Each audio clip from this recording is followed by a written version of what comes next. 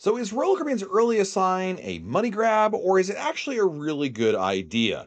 When Royal Caribbean announced early assign, I have to mention I never saw this coming at all. Sometimes Royal Caribbean does things and you're like, you know what?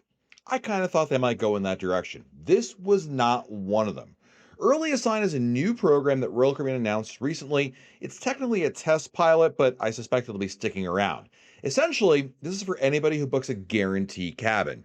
Guarantee cabins are the type of cabins you book in which you let Royal Caribbean choose your room. Traditionally, this is the way it works. You spend less money, or cost you less money, I should say, to get a guarantee cabin rather than picking your exact room for you. And as a trade-off, you have to wait for Royal Caribbean to actually assign it for you. Essentially, what Royal Caribbean is going to do is they're going to say, all right, we're going to wait for other people to book up cabins, and then those unsold cabins that we have left over, we'll use those to assign them for the guarantee. Now, in addition, the guarantee cabins are also a workaround or a backup, if you will, for the last minute cancellations. If you don't know, Royal Caribbean and all the cruise lines oversell their cruise ships. It's a normal tradition. Basically, cruise lines know by this point that there's a certain percentage of churn, I believe, or churn and burn is the technical term, where basically they assume, okay, for all the passengers who are booked on a cruise, a certain percentage will no-show or will cancel at the last minute. And so they oversell the ship with that understanding. That's why sometimes, very rarely, you have a ship that remains oversold because not enough people canceled or didn't no-show or whatever. And so they have a situation where they need volunteers essentially to get off the ship. And don't worry, they always find them because they're always locals who cruise a lot. Anyway, I digress. That's not the point of this episode. The point of this episode is early assign. So Royal Caribbean said, okay, here's the thing though. Enough people have complained about when the heck their room is going to be assigned, because when you book a guarantee cabin, your cabin can be assigned at any point between when you book it and your actual sail date. Technically speaking, you might have to wait till the day of your sailing. I think it's pretty darn rare, but it has happened before. Anyway, most people I think are fine with all this, but there are definitely a lot of people out there, or enough anyway, that believe that they're okay with it until they're not. And I have seen plenty of posts on Reddit, the Royal Caribbean like message boards, and on Facebook asking, when is my room going to be assigned? I'm getting worried, blah, blah, blah.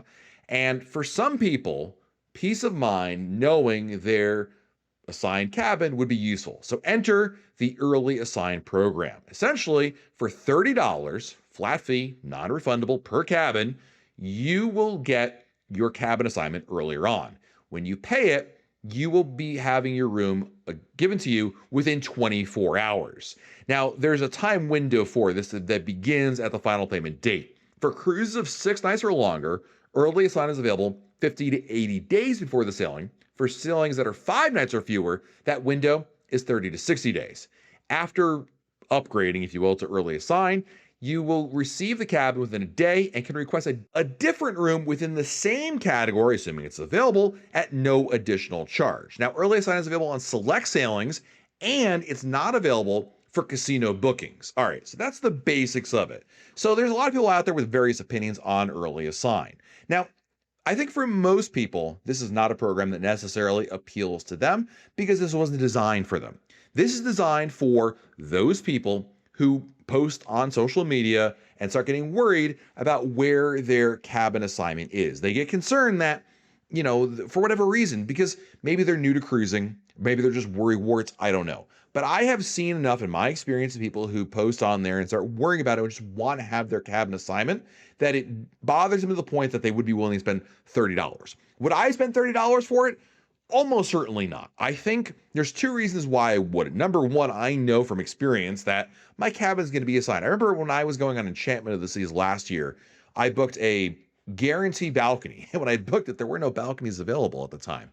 And I think I waited all the way until probably 2 weeks before the sailing actually began. And then presto changeo, I had a cabin assigned to me. Great. You know what? But that was fine. I wasn't sitting out there worrying, concerned. Heck, if anything else, I thought maybe I get upgraded to a junior suite. Didn't happen. But I'm experienced enough that that's not really a thing for me. But there are people out there who don't have my kind of experience and do worry about those kinds of things. Now, Royal Caribbean advertises another benefit, if you will, that if they can request a different room in the same category at no additional charge subject to availability, Just FYI, you don't need early assign to do that. You can do that at any time with a guaranteed cabin, even before early assign, and we'll continue afterwards. Basically, if you book a cabin, now when I say category, it's gonna be like a category, the same number letter, right? Category D2, right? But if you get a regular assigned cabin, don't do early assign. You get assigned a room. If there's another D2 cabin out there that's available, you can request to move in that room for no additional charge. So that is not necessarily a benefit that's not available to you without early assign. However, there is one potential advantage with early assign. So if you're getting your room assignment earlier, well, then theoretically, possibly, maybe there would be now the chance to move to a different room, because between the time that early assign is doled out versus when that cabin might be assigned to you at any given time, maybe at that point the ship will be totally sold out and there won't be rooms to move to. It's kind of like if this were Southwest Airlines before they did assigned seating. If you board the airplane earlier, you can choose your seat. There's more selection, right? I think that's the logic here. I'd be very curious how useful or practical it is, not to mention you still have to call it in or have your travel agent do it for you. So it's not like it's, just open up the Royal Caribbean app and boop, boop, boop, and change your rooms. It's not quite that easy out there. I mean, here's the thing. Is this a problem that I necessarily would have listed if I were to sit here and do a podcast about the top 50 things I think Royal Caribbean needs to change, improve, or add? No, I don't think it would never would have crossed my mind. Now, maybe that's because I'm a, jaded cruiser, been there, done that, possibly. But so I'm a little surprised that this came up as a option. Now, the pay thing, I mean, they're a for-profit company, guys. I mean, we love Royal Caribbean. I love Royal Caribbean, but let's be realistic about this. This is kind of a thing that I'm sure they had enough feedback for, and they thought to themselves, not only can they solve a potential problem that's out there, but they can also make a buck off of it too. For $30, do I think it's worth it? For me, no. Are there people out there that absolutely will pay this? Yes, I know who these people are because I've seen their posts complaining, not whining, but worried. They're genuinely concerned about their cruise. They just want to know what their room is. They're sick of waiting. This happens more often than you think. Maybe not to the listeners of this podcast, but I truly believe this is a use case out there. The good thing is, listen, it's $30. If you're booking a guaranteed cabin, this really doesn't change anything for you. I mean, it could be, I guess, a negative aspect to it is that ability to change to a different room in the same category later on after your room is assigned. Because if, let's assume just for argument's sake, to make this math easier, let's say there are 100 guaranteed cabins out there, and 75 of the people out there use the early assign program. Well, then there's gonna be a lot less cabins for you to potentially choose from to move to, once your cabin is assigned. Again, that's kind of a gross generalization and oversimplification, but you kind of understand that. But I really don't think it really changes anything. I've always prescribed, believed, and advocated, if you're booking a guaranteed cabin, you're pretty much rolling the dice on the location, and you're gonna probably be fine with whatever room they give you. There isn't usually a lot of options for actually changing it. So I think the ability to change to a different room in the same category is probably an overblown or overstated benefit of it. I wouldn't hang my hat on that. I think early assign is really just for anybody who's out there and doesn't want to wait anymore for whatever reason. They just, whether you're worried, you're impatient, combination of all that could be the case. As for, some people say, well, why they have to charge $30 for it? Yeah, they're a for-profit company, and the logic or operation of it required some R&D and some whatever, so it'll pay for itself. But again, do I think you need it? No. Would I advocate that anybody get early assigned? Probably not. I don't fault Royal Caribbean for it. I mean, they want to make money off it, and someone's going to pay it. More power to them. I mean, it's like the key in some respect. I understand why they do it and why they sell it and why they continue to sell it, because it makes them money. But it's far from a must-have. Is it a money grab? Sure. Everything Royal Caribbean does is a money grab, okay? I mean, everything that they charge for, from the spa to a drink on board the ship to the Wi-Fi that they have on board, it's all a money grab. That's literally the definition of a for-profit company. A little bit of me blames the passengers who've been complaining about this as necessary, but that's on them, whatever. But for you and I, who are not going to purchase it, it really doesn't change anything. And I'm all for things that Royal Caribbean can charge for folks that I don't have to buy that doesn't change or impact my cruise experience. All right, friends, time to answer listener emails. First email is from Joel. Is valet service offered at some or all of the ports? I usually avoid port parking to skip the stress of finding a spot quickly and without hassle. I also always manage to find an off-site parking service that drops us off right at the terminal entrance. If a valet service were available, I might consider parking directly at the port. Joel, thanks for the email. The only port that I'm aware of that offers valet parking is the Port of Tampa, which is great actually, and so I'd recommend it quite a bit. I've used it every single time. It's only a flat $15 on top of the regular daily parking charge. So it's a flat fee. I think it's a no-brainer and I absolutely love it. Next email is from Ashley. Hi, Matt. In April of 2027, my whole family will be on Odyssey of the Seas together. There will be 18 of us, including kids, teenagers, parents, and grandparents. What is your advice for large groups with varied interests? Insist on dinner together, pick a certain number of activities together, just let fate decide when you run into each other. It's our first time traveling beyond our family of 4, and I want to see everyone, but it's also our vacation, and I want everyone to have the most fun possible. Man, that's a great question because I think you're on the right track. Like you, as you said right there, it's everyone's vacation. You're obviously pick the same cruise ship because you all want to have like a shared experience, but you also don't want to be like, tied to the hip by any means. I think your dinner idea is exactly the first starting point. Number one, I definitely recommend having, if nothing else, you can do whatever you want during the daytime, but have the same dinner plans every night. That's your one time, at the very least, to hang out. You could book shore excursions together. You might do a show together, but like dinner should always be a must-have. So start out with that. Book the main dining room, or if you're all going to do specialty, book the same specialty restaurants, but definitely have the same dinner plans every night. It's your meeting point, common point, etc. Number two, I do think it's a really good idea for at least one person in each family or subfamily group, whatever, to have the internet package. So messaging is a whole lot easier.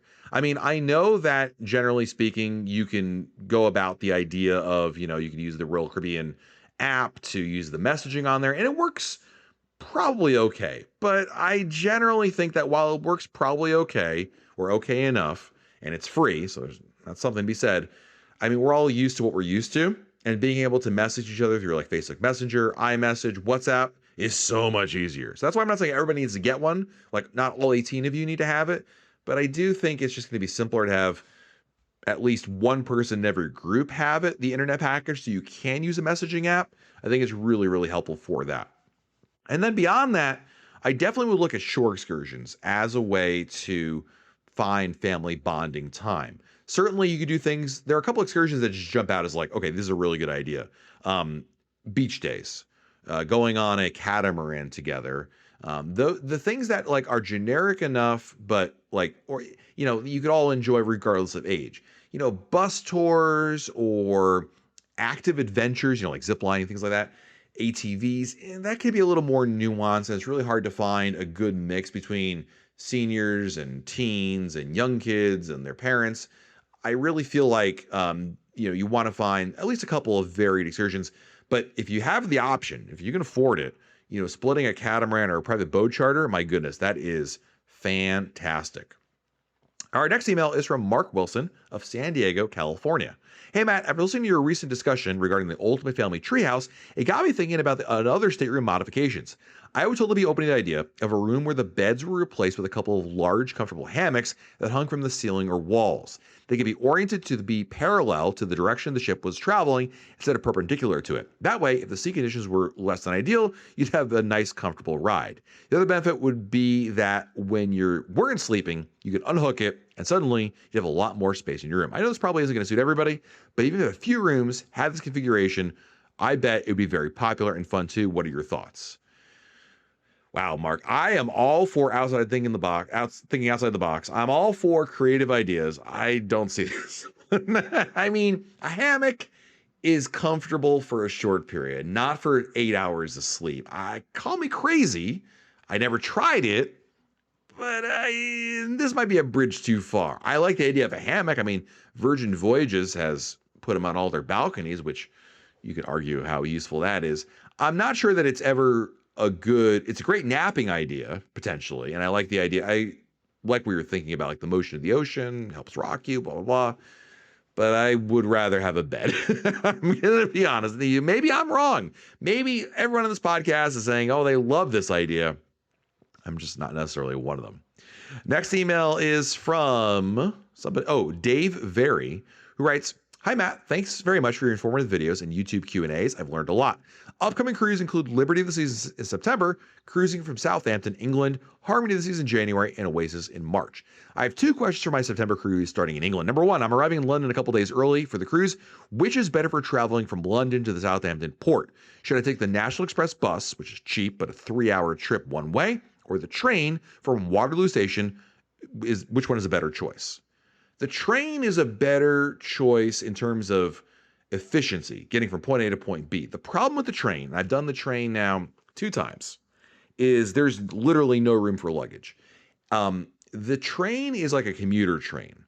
So there's an overhead bin, but it's not big enough for any kind of large suitcase. It's really meant for like backpacks or briefcases. So every single time I've taken the train, what ends up happening is everybody shoves their luggage in the walkway. Like, I don't know what the proper term is, but when you walk onto a train, you know, that little, like, not a hall, but common area, I don't know, between the seating, like the bags all end up there. Now, I've always been, I'm always like, hey, I'm early for my train. I board the car early. There's a spot. I'm one of the first people to shove my bag in that spot. If you roll into that train, not necessarily late, but later than other people, I don't know where your luggage goes. I mean, it's a log jam in there and it's not efficient. And I've said both times I've been solo, that's been okay. But I knew when I went this past summer and I had my family with me, there was no way this was going to work. So I actually did a car service. National Express bus is fine, but it's exactly what you described. It's a bus, and it's taking a lot longer. So that's the trade-off there. And yeah, you don't have to worry about luggage. Certainly, it's nothing wrong with the National Express bus, but you got to understand the issue with it. If you're traveling solo, I might consider the train, understanding the reality of it. But if you got like a family of 4 and you're traveling with big suitcases, I would either do a car service. If you want to get there faster, car service. Otherwise, take the bus. Number 2, when the cruise is over, always a sad day, how much time should I plan to disembark from the cruise ship to get to the train station? I'm a U.S. citizen and would have to go through immigration, so I'm wondering what time to schedule the train return trip to London if I use a train and not the bus. That's a great question. The disembarkation is really efficient, and you don't go through like a customs process like you do in the US. It's pretty simple. So honestly, you'll be off that ship as early as, 8 o'clock in the morning or even earlier than that. Depends if you're doing self-assist, like you carry your own luggage off or wait for Royal Caribbean to do so. But certainly, if you could easily take a train in the 8 o'clock hour or 9 o'clock, 9 o'clock, you'll be safe because by that point, they're going to kick you off that ship. So I feel like that's totally a good trade-off there, and that would be totally fine. So anywhere in the 8:30 plus, you're totally safe on that.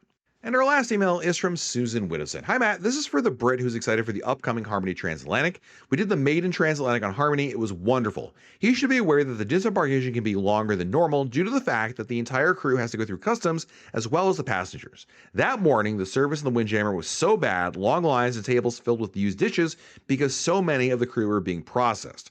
I'm always recommending new cruisers to go to your blog, podcast, and YouTube channel for a boatload of information on cruising Royal Caribbean. Susan, thank you so much for the kind words, shameless plugs, and the good advice there. Love that. Thank you, thank you, thank you.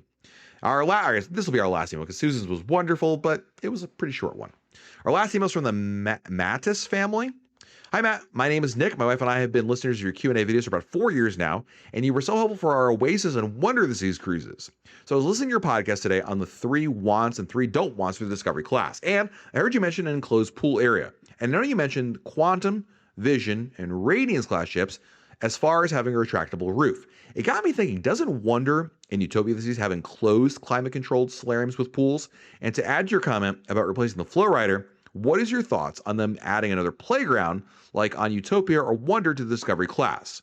My last question for you, with them adding more Icon class ships, do you think we'll ever see Monarch and Majesty of the Seas names again? Thanks for all you do, and we hope to get more info in the future as we do more Royal Caribbean cruises.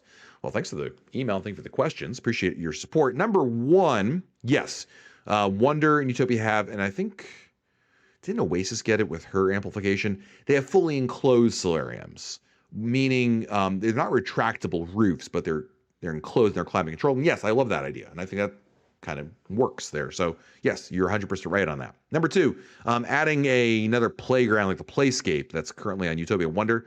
I would probably put that, my kids aren't old enough for it, so it doesn't resonate with me. If my kids were younger, like less than 6 years old, I'm sure that place would be amazing.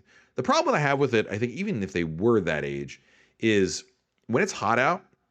I mean, it's hot plastic. You all been to like the McDonald's playground, right? When it's like hot outside, it's just like, you know, not enjoyable. Burn your biscuits kind of situation.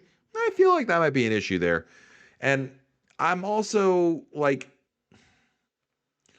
I don't love the idea of, I mean, you're going to have some things that are going to be certainly age specific or age leaning. I don't know that we need that for that, even though Royal Caribbean, of course, family cruise line, blah, blah, blah. I don't know what I would put in the spinal fluorider, but I wouldn't necessarily, if you asked me to design it, I wouldn't put that in there, but maybe that's just me. And the last question is about ever using the names. I hope they use Monarch and Majesty. I think Roller Coaster has some really good retired names. They reused Legend of the Seas already. We already know that. But like Empress is number one on my list. They got to reuse that one. But I'd love to see the Sovereign class names being reused. I think it's a really, really smart idea. All right, that's it for me today. Thank you to everybody who emailed me. If you want to send me your emails, you can do so by emailing me, Matt, M-A-T-T, at RoyalCaribbeanBlog.com, Matt at RoyalCaribbeanBlog.com. Until next time, I'm Matt. We'll talk again real soon.